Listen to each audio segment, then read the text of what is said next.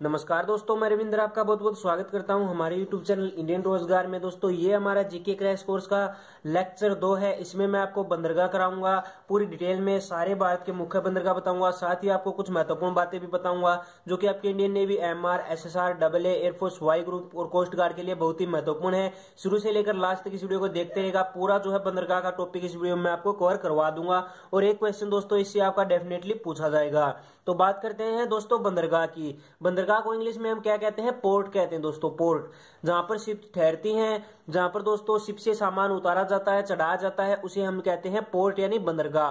यानी ये जलमार्गों पर स्थित वे स्थान होते हैं जहां पर वस्तुओं का आयात या निर्यात किया जाता है। यानी वस्तुओं का जो है लाया जाता है, ले जाया जाता है दोस्तों दूसरे देशों में, दूसरे देशों से अपने देश में, यानी वस्तुओं का आयात निर्यात होता है। इनको डॉकयार्ड, पतन, गोदीवाड़ा भी कहा जाता है दोस्तों। इसका अदर नाम है डॉकयार्ड, पतन, गोदीवाड़ा। उसके बाद दोस्तों बड़े बंदरगाहों का नियंत्रण केंद्र सरकार करती है। जो दोस्तों बहुत ही बड़े बंदरगाह हैं, नेशनल बंदरगाह है, उनका नियंत्रण कौन करती है? केंद्र सरकार, यानी आपकी जो है सेंटर की गवर्नमेंट जो है करती है। उसके बाद दोस्तों जो छोटे बंदरगाह होते हैं उनका रखरखाव राज्य सरकारें करती हैं। यानी जिस भी स्टेट में वो बंदरगाह पड़ता है, छोटा बंदरगाह, तो उसका नियंत्रण कौन करेगी? राज्य सरकार करेगी। उसके बाद दोस्तों जो पूरा भारत है उसमें 13 बड़े बंदरगाह हैं, जिसमें 6 पूर्वी तट पर, 6 पश्चिमी तट पर और 1 अंडमान पर है। यानी कुल मिलाकर 13 बंदरगाह है दोस्तों, जिसमें एक प्राइवेट जिसमें दोस्तों कुल मिलाकर तो 14 बंदरगाह है, लेकिन एक आपका जो है प्राइवेट है और जो सरकारी बंदरगाह है वो 13 है, जिसमें से 6 पूर्वी घाट पर, 6 पश्चिमी घाट पर और 1 अंडमान निकोबार द्वीप समूह पर स्थित है। उसके बाद दोस्तों हम बात कर लेते हैं प्रमुख बंदरगाह की, जो कि 13 है। तो सबसे पहला प्रमुख बंदरगाह आता है दोस्तों मुंबई बंदरगाह। मुंबई बंदरगाह महाराष्ट्र में है, महाराष्ट्र की राजधानी है मुंबई, और दोस्तों एक बंदरगाह भी है मुंबई। यह देश का सर्वश्रेष्ठ तथा प्राकृतिक बंदरगाह है। यानी दोस्तों ये प्राकृतिक अपने आप निर्मित हुआ है, तो ये प्राकृतिक बंदरगाह है और देश का सर्वश्रेष्ठ मतलब बहुत ही अच्छा और बंदरगाह है और बहुत ही व्यस्त बंदरगाह है। सबसे व्यस्ततम बंदरगाह दोस्तों ये भारत का सबसे व्यस्त बंदरगाह कौन सा है दोस्तों? मुंबई बंदरगाह। उसके बाद आता है दोस्तों विशाखापट्टनम दोस्तों, अगर आप जो है नेवी में ज्वाइन करोगे, अगर आप SSR AA में जाएंगे तो आपकी जो है इस प्रकार ड्यूटी आएगी दोस्तों, जैसे कि मुंबई आ गई, विशाखापट्टनम आ गई, कोची आ गई, केरल, इस प्रकार दोस्तों आपकी जो है ड्यूटी आएगी। तो वहां पर आपको सब कुछ पता चल जाएगा, तो आप हार्ड वर्क कीजिए और वहां पर जाइए। उसके बाद दोस्तों विशाखापट्टनम यह देश का सबसे गहरा बंदरगाह दोस्तों। विशाखापट्टनम क्या है? देश का सबसे गहरा बंदरगाह है। यह भू आवेष्टित बंदरगाह है। यानी जो दोस्तों पोर्ट के साइड में जो बंदरगाह होता है वो वहां पर जो है सबसे गहरा बंदरगाह है विशाखापट्टनम। उसके बाद दोस्तों तीसरा प्रमुख बंदरगाह आता है कोलकाता कहाँ है दोस्तों? पश्चिम बंगाल में है। यह एक नदीय बंदरगाह है। यानी दोस्तों इसका निर्माण नदी पर किया गया है, हुगली नदी के तट पर किया गया है, इसीलिए ये क्या है? एक नदीय बंदरगाह है, कलकत्ता बंदरगाह। उसके बाद दोस्तों अगला और चौथा बंदरगाह आता है, वो आता है चेन्नई बंदरगाह। चेन्नई कहाँ की दोस्तों? तमिलनाडु की राजधानी है चेन्नई, और एक बंदरगाह भी है। यह भारत का कृत्रिम बंदरगाह दोस्तों। कृत्रिम बंदरगाह यानी जो कि इंसानों द्वारा बनाया गया है, अपने आप निर्मित नहीं है दोस्तों, इंसानों द्वारा बनाया गया है चेन्नई बंदरगाह।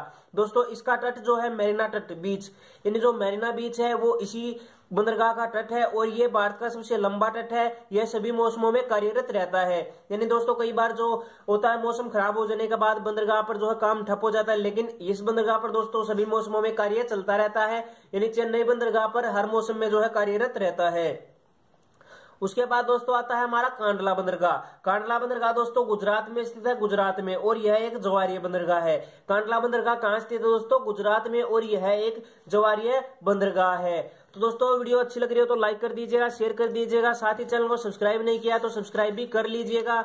और दोस्तों अगर आप जीके की ई बुक खरीदना चाहते हैं, फिजिक्स की बुक खरीदना चाहते हैं, तो उनका लिंक मैंने डिस्क्रिप्शन दे दिया है, वहां से आप उन्हें भी खरीद सकते हैं। अब बात करते हैं दोस्तों आगे आता है दोस्तों कांडला बंदरगाह के बारे में ही और महत्वपूर्ण बातें करते हैं। तो दोस्तों हाल ही में जो इसका नाम है बदलकर दीनदयाल उपाध्याय कर दिया गया। यानी पहले कांडला बंदरगाह था, इसका नया नाम क्या है दोस्तों? दीनदयाल उपाध्याय इसका जो है नया नाम कर दिया गया है। यह उत्तर भारत की आपूर्ति करने वाला देश का सबसे बड़ा बंदरगाह दोस्तों। उत्तर भारत जैसे कि दोस्तों हो गया आपका हरियाणा, पंजाब, राजस्थान, इस प्रकार के दोस्तों इन राज्यों की जो आपूर्ति होती है सामान से, वो उसकी जो है ये आपूर्ति करने वाला प्रमुख बंदरगाह है कांडला बंदरगाह, जिसका नाम बदलकर दीनदयाल उपाध्याय कर दिया है। उसके बाद दोस्तों अगला आता है हमारा जवाहरलाल नेहरू या फिर नाहवा शेवा बंदरगाह। यह बंदरगाह दोस्तों मुंबई में स्थित है। मुंबई के पास ही दोस्तों यह बंदरगाह स्थित है। इसका निर्माण मुंबई बंदरगाह के कार्यभार को कम करने के लिए किया गया है। आपको पता है कि मुंबई बंदरगाह सबसे व्यस्तम बंदरगाह है, उसके कार्यभार को कम करने के लिए ही जवाहरलाल नेहरू बंदरगाह का निर्माण किया गया है। इसे दोस्तों मैकेनाइड सैटेलाइट के नाम से भी जाना जाता है। इस बंदरगाह का नाम क्या है? मैकेनाइड सैटेलाइट के नाम से भी इस बंदरगाह को जाना जाता है। और दोस्तों ये देश का पहला कंप्यूटरीकृत बंदरगाह है, यानी ये पूरा कंप्यूटराइज आपका बंदरगाह है, पूरा कंप्यूटराइज जो है ये बंदरगाह है। उसके बाद दोस्तों अगला आता है पारादीप। पारादीप बंदरगाह जो कि उड़ीसा में स्थित है। पारादीप बंदरगाह दोस्तों आपका उड़ीसा में स्थित है।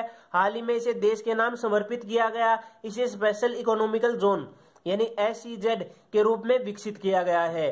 तो पारादीप कहां पर दोस्तों? उड़ीसा में। जवाहरलाल नेहरू कहां पर है? मुंबई के पास, महाराष्ट्र में है, मुंबई के पास। उसके बाद आता है दोस्तों तुतीकोरिन। तुतीकोरिन कहां पर है? तमिलनाडु में स्थित है दोस्तों। इसे BO चिदंबरम पोस्ट के रूप में विकसित किया गया है।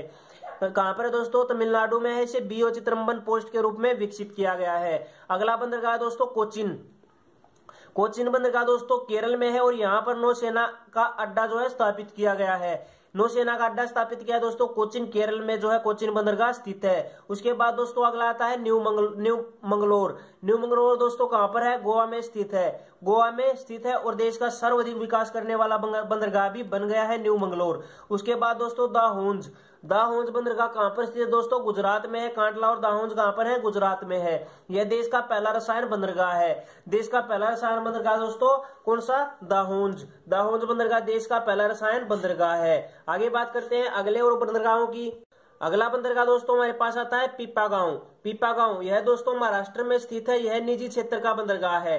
इसे हम कह सकते हैं दोस्तों बंदरगाह, लेकिन ये एक प्राइवेट सेक्टर का बंदरगाह है, महाराष्ट्र में स्थित है। उसके बाद अगला आता है दोस्तों एन्नोर। एन्नोर बंदरगाह तमिलनाडु में स्थित है। उसके बाद जो लास्ट आता है दोस्तों 13वां, इसे काउंट कीजिए, लेकिन ये पीपागांव एक प्राइवेट सेक्टर का बंदरगाह है। उसके बाद दोस्तों पोर्ट ब्लेयर, यह अंडमान में है और 2013 में जो है इसका निर्माण किया गया था।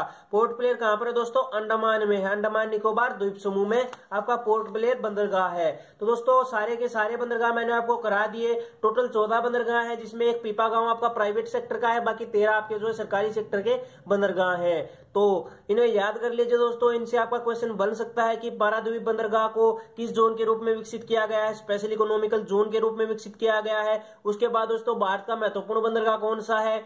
सबसे महत्वपूर्ण बंदरगाह आपका मुंबई है। सबसे व्यस्तम बंदरगाह भी आपका मुंबई है। उसके बाद दोस्तों किस बंदरगाह का तट सबसे बड़ा तट है? तो आपका दोस्तों चेन्नई बंदरगाह का जो है मेरीना तट सबसे बड़ा तट है। उसके बाद दोस्तों कई बार पूछ लिया जाता है एयरफोर्स का अड्डा कौन से बंदरगाह पर स्थापित किया गया है? तो कोचिन बंदरगाह पर जो है ये स्थापित किया गया है। उसके बाद दोस्तों भारत का पहला जो है कंप्यूटराइज्ड बंदरगाह कौन सा है पूर्णतः? उसके बाद जवाहरलाल नेहरू या फिर नावा सेवा बंदरगाह आपका जो है फुल्ली कंप्यूटराइज्ड बंदरगाह है।